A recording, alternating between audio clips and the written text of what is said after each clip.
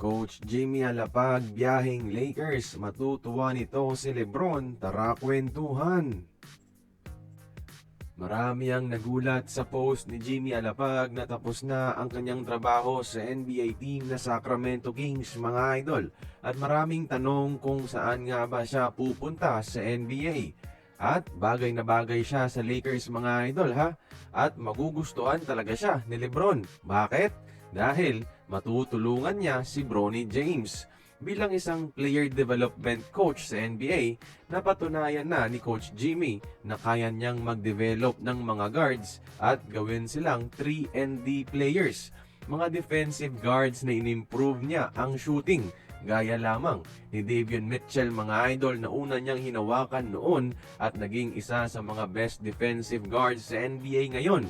At ito ring si Keon Ellis na tinrain niya pagkatapos kay Davion.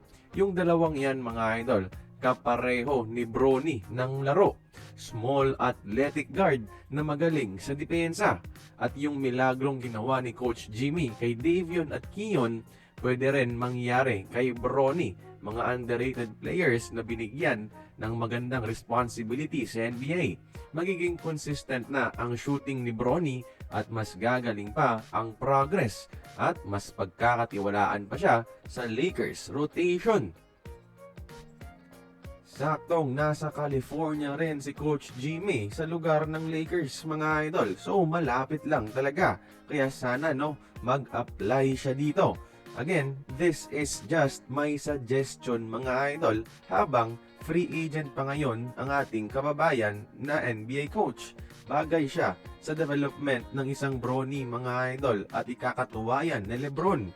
Yun lang, sana mangyari, no? Pero magiging malaking factor dito yung status ni Lebron sa Lake Show next season, kung mananatili ba siya o aalis. Pero for now, kayo ba, mga idol, saan ba tingin nyo bagay si Coach Jimmy Alapag maging assistant coach sa NBA? Join the conversation, magkomento lamang sa ibaba.